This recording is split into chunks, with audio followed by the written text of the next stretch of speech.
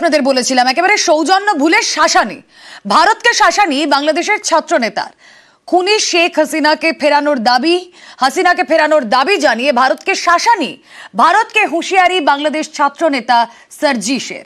আশ্রয় না দিয়ে হাসিনাকে ফেরানোর দাবি ছাত্র নেতার। আর দু দেশের সম্পর্ক ভালো করতে ফেরাতে হবে হাসিনাকে, শাসানি বাংলাদেশ ছাত্র নেতা সার্জিস আলমের। আমরা শুধু ভারতকে একটি জিনিস বলে দিতে চাই, আপনাদের সাথে আমাদের সম্পর্ক কি হবে সেটা আপনারা আপনাদের কাজের মাধ্যমে নির্ধারণ করবেন। যেই খুনি হাসিনা এতগুলো মানুষকে খুন করে এই বাংলাদেশ থেকে পালিয়ে গিয়েছে, বাংলাদেশের মানুষের দ্বারা এই দেশ থেকে তাড়িত হয়েছে, সেই খুনি হাসিনাকে আপনারা আশ্রয় দিয়েছেন।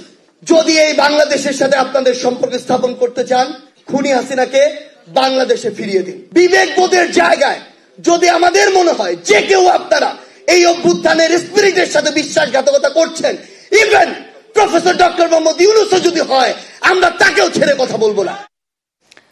ঘরে বাইরে চাপের মুখে মোহাম্মদ ইউনূস এবার বেসুরো জামাতপন্থী আমরা বাংলাদেশ পার্টি। পদ্মাপাড়ের রাষ্ট্র ব্যবস্থাকে তুলোধনা এবি পার্টির যুগ্ম সচিবের। ভিন দেশে চিকিৎসা করাতে যান রাষ্ট্রনেতা, ন্যূনতম লজ্জা থাকলে দেশের মাটিতে বিনা চিকিৎসায় মরতেন।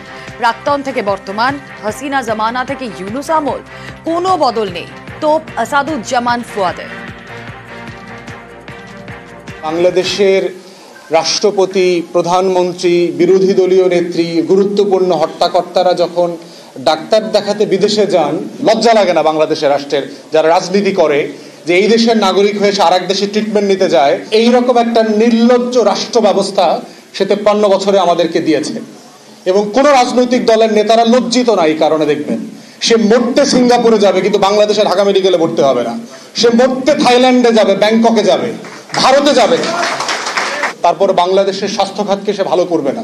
যদি এই রাষ্ট্রের মেরুদণ্ড থাকতো, এই রাষ্ট্রের রাজনীতিবিদদের যদি ন্যূনতম মর্যাদাবোধ, সম্মান থাকতো, তাহলে তারা এই দেশে মরতো, গ্রামে মরতো, রাস্তায় মরতো, প্লেনে হেলিকপ্টার করে আরেক দেশে মরতো না। সাঁড়াশি চাপে বাংলাদেশের তদারকি সরকার। ইউনূস সরকারকে নিশানা করে দ্রুত বাংলাদেশে ভোটের দাবি বিএনপি নেতার। আওয়ামী লীগের প্রাক্তন নেতাও তদারকি সরকারের বিরুদ্ধে সুর চড়িয়েছেন। অন্যদিকে শহীদ বুদ্ধিজীবী দিবসের বার্তায় তদারকি ইউনূস সরকারকে দাঁত ভাঙা জবাব দেওয়ার ডাক শেখ হাসিনার।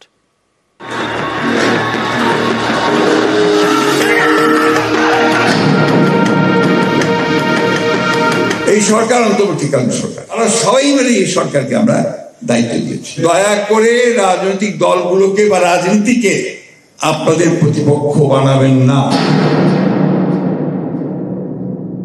এখন যে সরকার আছে সেটা তো অন্তর্বর্তী সরকার। এই সরকার কতদিন থাকবে? যে দেশ চালায়নি, দেশ সম্পর্কে জানে না, যে মানুষ সম্পর্কে জানে না, সে দেশের ভালো করবে কিরকম করে? অতএব এই সরকার ভালো মানুষ, কিন্তু কাজের মানুষ নয়। ভোটে জেতা সরকারকে ফেলে তদারকি সরকার, এখন আবার নতুন করে ভোটের দাবি। অগাস্ট থেকে বাংলাদেশে অন্তর্বর্তী সরকার, নেতৃত্বে নোবেল জয়ী মোহাম্মদ ইউনূস। বিভিন্ন মহলের দাবি, তার জমানায় বাংলাদেশে অস্থিরতা বেড়েছে, সংখ্যালঘুদের উপর নির্যাতন হচ্ছে বলে অভিযোগ। এই নিয়ে আন্তর্জাতিক চাপ রয়েছে। আর এই পরিস্থিতিতে বাংলাদেশে দ্রুত ভোটের দাবি বিএনপি নেতা। আমরা আশা করি খুব দ্রুত জনগণের ইচ্ছা অনুযায়ী নির্বাচনের ব্যবস্থা হবে, অবাধ, সুষ্ঠু, নিরপেক্ষ নির্বাচন। নির্বাচনের মধ্যে দিয়ে জনগণ তাদের প্রতিনিধি নির্বাচন করার সুযোগ পাবেন, পার্লামেন্ট গঠন করার সুযোগ পাবেন। দ্রুত ভোটের দাবি তুলে তদারকি সরকারের উপর চাপ সৃষ্টি করতে চাইছে বিএনপি। পাশাপাশি ইউনূস সরকারকেও নিশানা করেন বিএনপি নেতা। এই সরকার অন্তর্বর্তীকালীন সরকার, আমরা সবাই মিলে এই সরকারকে আমরা দায়িত্ব দিয়েছি। বিশেষ করে আমরা বিএনপির তরফ থেকে প্রথম থেকেই তাদেরকে আমরা সমর্থন দিয়েছি। কিন্তু যখন এই কথা বলেন যে রাজনৈতিক দলগুলো অন্তর্বর্তীকালীন সরকারকে ব্যর্থ করার জন্য কাজ করছে, এটা অত্যন্ত মারাত্মক একটা অভিযোগ। আমি তীব্রভাবে প্রতিবাদ করছি এবং আমি মনে করি যে এই ধরনের উক্তিটা প্রত্যাহার করা উচিত। যে দয়া করে রাজনৈতিক দলগুলোকে বা রাজনীতিকে আপনাদের প্রতিপক্ষ বানাবেন না। এখন যে সরকার আছে সেটা তো অন্তর্বর্তী সরকার। এই সরকার কতদিন থাকবে জানি না। 1.5 বছর পরে নির্বাচন যদি হয়, তাহলে এই সরকারের আইন 1.5 বছর। এই সরকারে যারা এসছেন তারা নিজের নিজের জায়গায় সফল, এরা ভালো মানুষ বলে পরিচিত। ঘুষ এখনো চলে না টুকটাক করে। আরে ভাই, আমি একে সরলাম কি বিকে বসাবার জন্য? আমি এক চোর বদলে আরেক চোরকে বসাবার জন্য কাজ করেছি। নাগরিক ঐক্যর নেতা মাহমুদুর রহমান মান্না ছিলেন আওয়ামী লীগের নেতা। বিভিন্ন সময় তিনি শেখ হাসিনা সরকারের সমালোচনা করেছেন। এবার তার নিশানায় ইউনূস সরকার।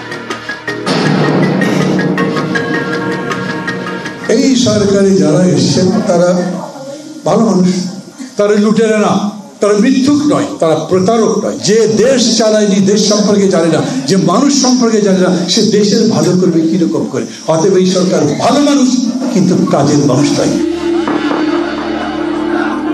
শনিবার বাংলাদেশের শহীদ বুদ্ধিজীবী দিবস। এদিন দেশ জুড়ে নানা কর্মসূচি পালন করে আওয়ামী লীগ। তার আগে দলের নেতাকর্মীদের বার্তা দেন শেখ হাসিনা, নিশানা করেন ইউনূস সরকারকে। বিবৃতিতে হাসিনা জানান, জাতির এক গভীর সংকটময় মুহূর্তে এবছর শহীদ বুদ্ধিজীবী দিবস পালিত হচ্ছে। স্বাধীনতা বিরোধী এবং বুদ্ধিজীবী নিধনকারীদের দোসররা দেশি বিদেশি ষড়যন্ত্রের মাধ্যমে নির্বাচিত আওয়ামী লীগ সরকারকে হটিয়ে অবৈধভাবে ক্ষমতা দখল করে সাধারণ মানুষের উপর অমানবিক নিপীড়ন নির্যাতন চালাচ্ছে। স্বাধীনতা বিরোধী অপশক্তির এসব অপকর্ম বীর বাঙালি কোনোদিন মেনে নেয়নি, ভবিষ্যতেও নেবে না। এদের দাঁত ভাঙা জবাব দেওয়ার জন্য আমি মুক্তিযুদ্ধের চেতনায় বিশ্বাসী, সকলকে ঐক্যবদ্ধ হওয়ার আহ্বান জানাচ্ছি। যেভাবে অর্থনীতি চলছে তাতে মোহাম্মদ ইউনূসের পক্ষে ভারসাম্য রাখতে পারছেন।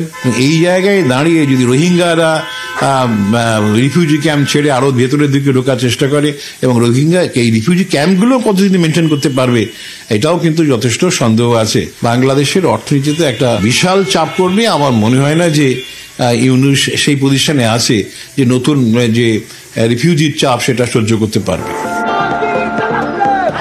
নিউজ 18 বাংলা। বাংলাদেশে অশান্তির জের, দ্বিপাক্ষিক বাণিজ্যে প্রভাব, পেট্রাপোল সীমান্তে কমেছে আমদানি রফতানি। ভারত থেকে পণ্য কম যাওয়ায় নানা জিনিসের দাম বৃদ্ধির দাবি বাংলাদেশেরই একাংশের। আর পরিস্থিতি আরো জটিল হলে পাকিস্তানের দশা মনে আছে তো, তাই হবে বাংলাদেশের আশঙ্কা পদ্মা পারের অনেকেরই। বাংলাদেশ দ্বিতীয় পাকিস্তান হয়ে যাবে। ভারতের সাথে বিরোধিতা করার ফলে পাকিস্তানে এখন যে পরিস্থিতি, বাংলাদেশে একই পরিস্থিতি হয়ে যাবে।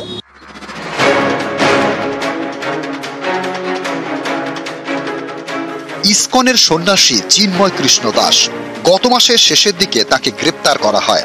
এরপর থেকে অশান্ত বাংলাদেশ। সংখ্যালঘুদের মারধর, তাদের বাড়িতে আগুন, ভাঙচুর থেকে সংখ্যালঘুদের ধর্মীয় স্থানে হামলার নানা অভিযোগ। আর আমাদের হিন্দুদের উপর এমনি আমরা খুব মানসিক চাপে আছি। এই বিষয়টা আমি আমাদের ঢাকার বিষয় নিয়ে আমি কোনো কথা বলতে চাচ্ছি। কারণ আমরা যে জায়গাটাতে আছি আমরা খুব ভালো আছি, কিন্তু বাইরে আমাদের যারা আছে আত্মীয় স্বজনী যারাই যেখানে আছে তারা খুব আনসেফ আছে। অত্যাচারটা বন্ধ হওয়া উচিত, আগেকার মতো বাংলাদেশ গড়ে তোলা উচিত সব। পদ্মাপাড়ে অশান্তির ভুরি ভুরি অভিযোগ। এরই মধ্যে ভারত বিদ্বেষ চরমে, সেদেশের কট্টরপন্থীদের হাস্যকর সব হুমকি। এসবের জের এসে নাকি পড়েছে ভারত বাংলাদেশ দ্বিপাক্ষিক বাণিজ্যেও। পেট্রাপোল সীমান্তে আগের মতো আমদানি রপ্তানি কমেছে বলে দাবি ক্লিয়ারিং এজেন্টদের। এক্সপোর্ট তো অনেক কমেছে, অর্ডারও কমেছে। বাংলাদেশ থেকে যে পরিমাণ অর্ডার আসে সেই পরিমাণ অর্ডার আসছে না। অনেক ফ্যাক্টরি বন্ধ হয়ে গেছে। গতকাল থেকে একটু ট্রাক কম আছে। ক্ষতি তো একটু হচ্ছেই, মালের অর্ডার কম হলে একটু ক্ষতি তো হচ্ছেই। ভারত থেকে রপ্তানি কমে যাওয়া ইতিমধ্যে পদ্মাপাড়ে নানা জিনিসের দাম বাড়ছে বলে দাবি। জটিলতা আরও বাড়লে বাংলাদেশের পরিস্থিতি নিয়ে আশঙ্কা প্রকাশ ওপার থেকে এপারে আসা অনেকেরই। বাংলাদেশ দ্বিতীয় পাকিস্তান হয়ে যাবে। ভারতের সাথে বিরোধিতা করার ফলে পাকিস্তানে এখন যে পরিস্থিতি, বাংলাদেশে একই পরিস্থিতি হয়ে যাবে। তা আপনি 1 কেজি চিনি খাইতে হবে তখন 300 টাকা, 1 কেজি পেঁয়াজ খাইতে হবে 250 টাকা। ইতিমধ্যে কি বাংলাদেশে দাম বাড়তে শুরু করেছে? 100% সব কিছুর দাম বেশি। ওষুধ বলেন, খাদ্যদ্রব্য বলেন, যে কোনো জিনিস। হুগলির বলাগড়ের জিরাট এই এলাকায় গাছের অনেক নার্সারি রয়েছে। এখান থেকে অন্যান্য রাজ্যের পাশাপাশি বিদেশেও গাছের চারা যায়, যেমন বাংলাদেশ, নেপাল, ভুটান।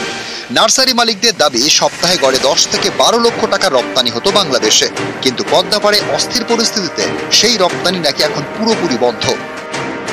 ক্ষতি তো হচ্ছে অবশ্যই। 12 জায়গা ভর্তি করে মাল। কি কি গাছ যেত? মোটামুটি আম, জাম, কাঁঠাল এবং সমস্ত রকম ফুলের গাছ, যেটা ওদের প্রয়োজন। যত আমাদের শীতের গাছ আছে, ফলের গাছ আছে, সবটাই যেত এবং ওখান থেকে আসতো।